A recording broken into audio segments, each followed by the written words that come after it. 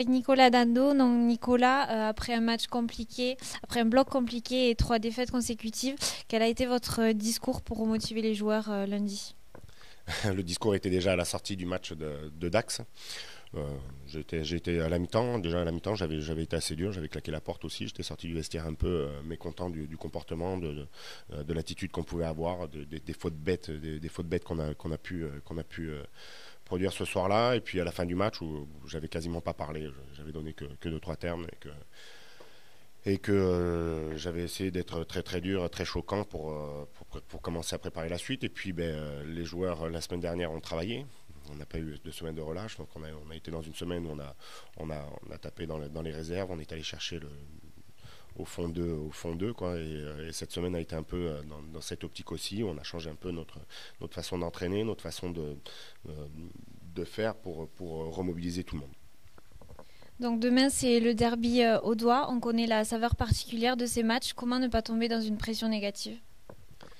La saveur de ces matchs, ça va être l'environnement déjà. Un derby, c'est toujours l'environnement qu'il y a une grosse ampleur ou qui a une animation. Maintenant, aux joueurs d'essayer de faire un tout petit peu abstraction et de se reconcentrer un peu sur le jeu parce que suite à la première question, on est passé à côté complètement de notre dernier bloc et que c'est surtout ça qu'on retient, quoi. C'est ce qu'on a pu, le contenu. Le contenu est pas si mauvais contre Agen. Il nous reste la conclusion encore une fois et que maintenant, je crois qu'il faut montrer un peu plus d'orgueil. Quand on est sportif de haut niveau, il faut aller chercher un peu plus loin au fond de soi. Il faut se battre avec ses tripes et voilà. Bon, en tout cas, dans le comportement, j'espère qu'on va changer complètement. D'un côté plus personnel, tu connais plutôt bien Christian Labitte pour avoir travaillé avec lui à l'USC. Est-ce que tu as un petit message à lui faire passer pour son retour à Domecq? Mais comme je sais qu'il aime la pêche et que c'est la période, s'il pouvait arriver en retard qu'il soit à la pêche, qu'il appelle hors plaisanterie.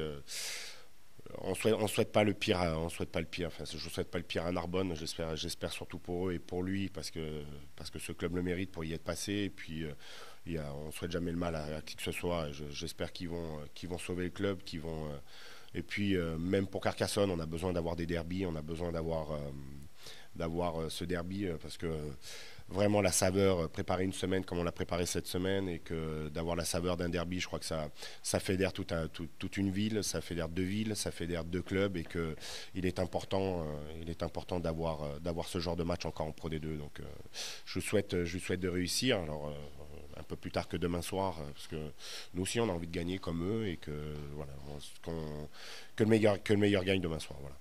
Merci Nico et bonne chance pour demain.